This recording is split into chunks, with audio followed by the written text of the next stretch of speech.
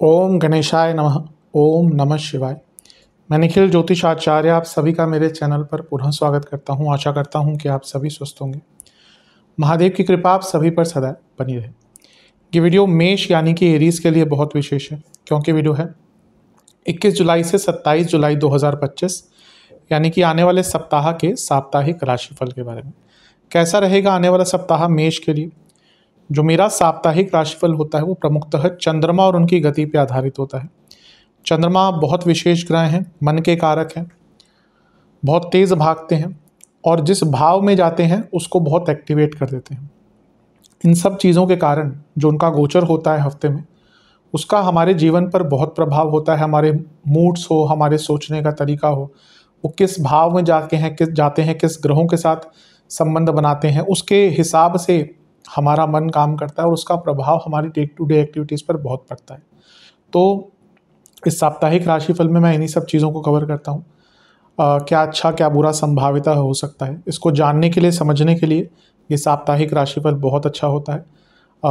यदि आपकी लग्न राशि या चंद्र राशि मेष है, दोनों ही गाइडेंस के लिए राशिफल को देख सकते हैं। जहाँ से आपको सूट करता है, रिलेट करता है, वहाँ से इसको देखिए। व्यक्तिगत तौर पे मेरा मानना है लग्न से देखेंगे तो अच्छा है। इनकेस नहीं पता आपको तो चंद्र राशि से भी इसको देख सकते हैं, जहाँ से आपको सूट करता है। बस अलग अलग टेक्निकली राशिफल नहीं बन सकते। शुरू करते हैं। चंद्रमा 21 तारीख को ऑलरेडी आपके दूसरे भाव में ही होंगे और 22 तारीख सुबह के 8:30 तक वहीं पर उनका गोचर रहेगा। चंद्रमा का धन स्थान में आना एक प्रकार से बहुत अच्छा होता है और यहाँ पे वो उच्च के भी हो गए और स्वराशि के शुक्र के साथ भी बैठ गए। तो हफ्ते का शुरुआती भाग ही जो है आपका, वो धन की परिपूर्णता, संपूर्णता के साथ होगा। एक सुखद माहौल रहेगा घर में भी। ओवरऑल शुक्र सौम्य ग्रह है, शुभ ग्रह है और आपके लिए वो सप्तमेश भी है, केंद्र के स्वामी और धन के स्वामी भी हैं।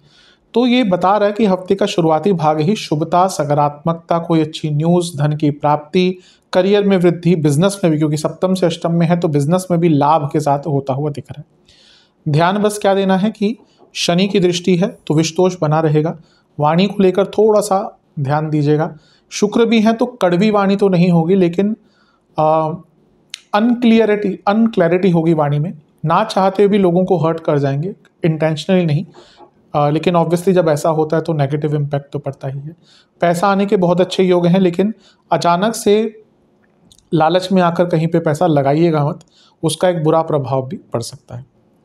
नवांश कुंडली बता रही है कि कम्युनिकेशन पर बहुत ध्यान देने की आवश्यकता है हफ्ते के शुरुआती भाग में। दशांश कुंडली कार्य क्षेत्र में एक अच्छा माहौल बनाकर रखें, किसी से लड़ाई झगड़ा ना करें और सहयोग ले अगर कहीं पर अटकते हैं तो। बिजनेस में बहुत अच्छा है। बिजनेस में धन का लाभ बड़े मात्रा में होता हुआ दिख रहा है। लाभ मिलेगा, भाग्य का साथ मिलेगा। लव लाइफ में थोड़ी अंडरस्टैंडिंग की कमी हो सकती है, वो भी ओवर एक्सपेक्टेशंस के कारण। जहाँ तक वैवाहिक जीवन की बात है, एक दूसरे पर कॉन्फिडेंस कम रहेगा, इसलिए सबसे इंपॉर्टेंट है इस टाइम पे अच्छी बातचीत होना। जहाँ तक स्टूडेंट्स का दृष्टिकोण है, आपको थोड़ा सा सकारात्मकता लानी पड़ेगी अपने जीवन में, क्योंकि नकारात्मक सोच आपकी थोड़ी ज़्यादा होती हुई दिख रही है। सेहत के दृष्टिकोण से आंखों की प्रॉब्लम, दांतों की प्रॉब्लम, जिनको थायराइड संबंधित है या हार्मोनल डिसऑर्डर्स है, उनकी दिक्कत बढ़ेगी। थोड़ी वीकनेस भी रह सकती है। सर्वाष्टक में आपका धन स्थान ही बली है। हफ्ते का शुरुआती भाग ही धन की वृद्धि दिखा रहा है। 22 तारीख सुबह के 8:30 के आसपास चंद्रमा आपके तीसरे भाव में आ जाएंगे, यानी कि मिथुन में, और 24 तारीख सुबह के 11 तक उनका प्रवास वहीं पर रहेगा। चंद्रमा का तीसरे भाव में आना एक प्रकार से अच्छा ही माना जाता है, बुरा नहीं माना जाता। चंद्रमा आपके चौथे भाव के स्वामी भी हैं और अपने से 12वें स्थान में उनका आना प्रॉपर्टी आदि बेचने के लिए बहुत अच्छा होता है। और यहाँ पे गजकेसरी योग भी बन रहा है और राहु की दृष्टि भी है। बृहस्पति जो है वो भाग्येश है और 12वें घर के स्वामी है। राहु विदेश के कारक हैं, लाभ स्थान में बैठे हैं। अचानक से लाभ, कुछ काम जो अटक रहे थे उनकी पूर्णता और विदेश से संबंधित भी लाभ यहाँ पे आपको प्राप्त हो सकते हैं। बस खर्चों से बचें, फिजूल के खर्चों से बचें और यहाँ पे भी मैं कहूँगा कि थोड़ा सा अपने कम्युनिकेशन पर ध्यान देके ही चलिएगा। हफ्ते का मध्य, ये वाला भाग है मध्य नहीं, क्योंकि यहाँ पे चंद्रमा के ज़्यादा गोचर होंगे इस हफ्ते, लेकिन ये जो भाग है हफ्ते का, इसमें जल्दबाजी से बचिएगा और अचानक से कोई यात्रा का प्लान मत बनाइएगा। वो कष्टकारी थोड़ा सा आपके लिए हो सकता है। किसी को कमिटमेंट्स मत दीजिएगा जो सच में पूरी कर ही नहीं सकती। नवांश कुंडली बताती है कि सब ठीक है, लेकिन एकाग्रता की थोड़ी कमी रहेगी, इसलिए मेडिटेशन करेंगे तो बहुत लाभ मिलेगा। दशांश कुंडली बताती है कि कार्य क्षेत्र में थोड़ा सा आपको अपनी स्किल्स को बढ़ाना पड़ेगा, वो सीखने के लिए, समझने के लिए, आगे बढ़ने के लिए टाइम अच्छा है बिजनेस के हिसाब से। एक ही चीज़ कहूँगा कि आपको अपने बिजनेस की बारीकियों तक जाना पड़ेगा, थोड़ा सा उसके इनसाइट्स को समझना पड़ेगा। लव लाइफ, साहस दिखाना पड़ेगा। कोई बातचीत अगर नहीं हो पा रही, कोई कम्युनिकेशन नहीं हो पा रही, तो थोड़ा सा करेज दिखाकर उस बातचीत को पूर्ण कीजिए, उसकी आवश्यकता बहुत दिख रही है। वैवाहिक जीवन में मैं यही कहूँगा कि पुरानी चीज़ों को पहले क्लियर कीजिए। ऐसा लग रहा है कि कई ऐसे टॉपिक हैं जो अनक्लियर हैं, और उसके कारण क्या हो रहा है ना कि बातें आगे बढ़ ही नहीं पा रही, मतलब कि कन्फ्यूजन की स्थिति ही बार बार उत्पन्न होती रहती है। जहाँ तक स्टूडेंट्स की बात है, बैलेंस ढूंढिए अपने जीवन में, उसकी बहुत कमी दिख रही है। सेहत के दृष्टिकोण से गले के रोग, कफ रोग और हार्मोनल डिसऑर्डर्स चलते रहेंगे। सर्वाष्टक में फिर से आपका धन स्थान बली है, तो यहाँ पे धन के रूप में अच्छा टाइम है। प्रॉपर्टी बेचना चाहते हैं, जैसे मैंने कहा, टाइम अच्छा है।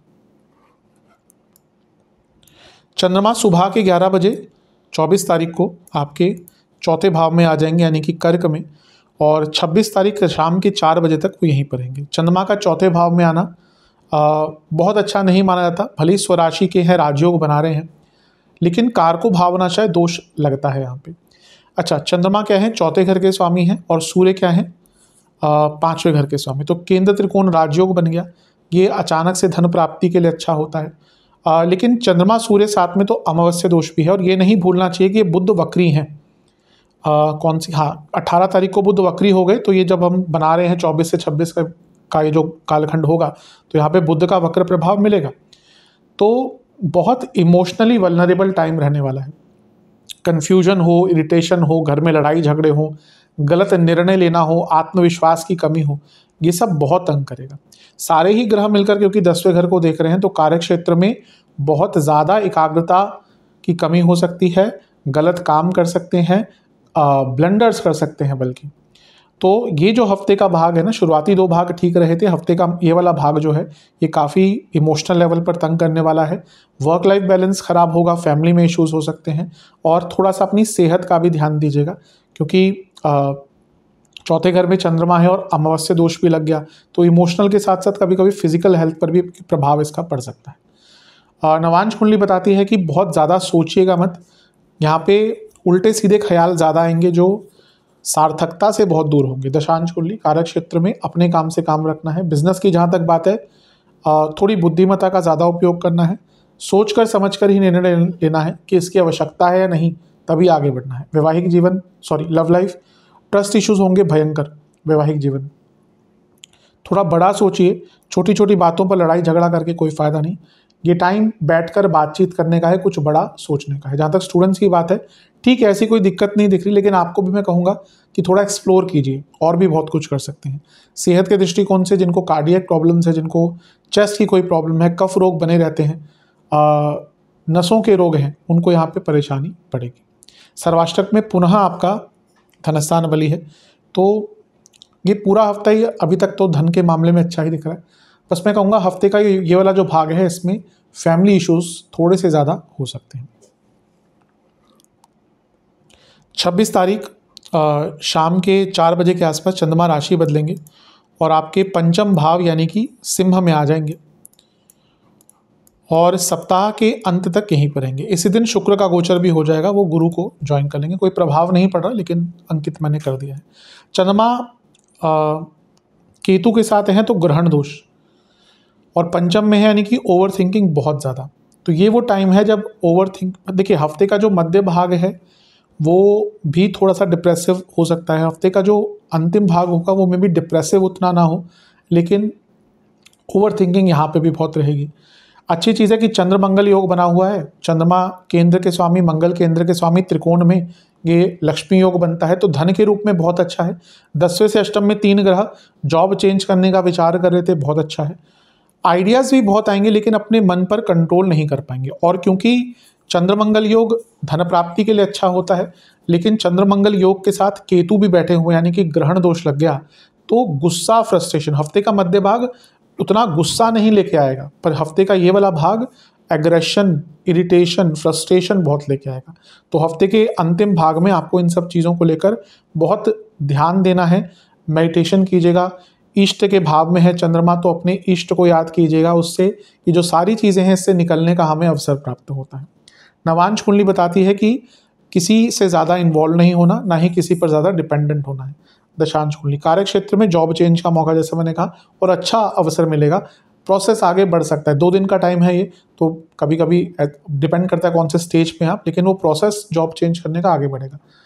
बिजनेस में अचानक से कोई बहुत बड़ा काम मिल सकता है, बिजनेस के लिए थोड़ा सा अच्छा दिख रहा है। लव लाइफ, जिनका रिसेंटली ब्रेकअप हुआ था उनको यहाँ पे एक मौका मिलेगा चीज़ों को ठीक करने का।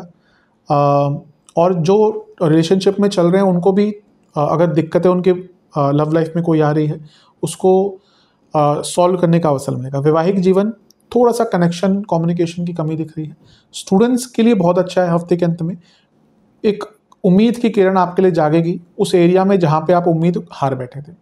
सेहत के दृष्टिकोण से पेट की प्रॉब्लम, एसिडिटी वगैरह बहुत तंग करेगी। सर्वाष्टक में आपका लग्न बली है। हफ्ते के अंतिम भाग में आगे को लेकर कुछ बड़े निर्णय अगर लेने हैं आने वाले 1-2 महीने के लिए, उसको प्लान आउट करने के लिए बहुत अच्छा टाइम है। उपाय के स्वरूप में बजरंग बली को पेड़ों का भोग लगाइएगा और एक बार उनकी कपूर के साथ आरती कीजिएगा। आशा करता हूँ वीडियो काम आएगी। चैनल पे नए हैं सब्सक्राइब कीजिए, वीडियो को लाइक कीजिए। मिलता हूँ आप सभी से मैं अगली वीडियो में, तब तक के लिए ओम नमः शिवाय।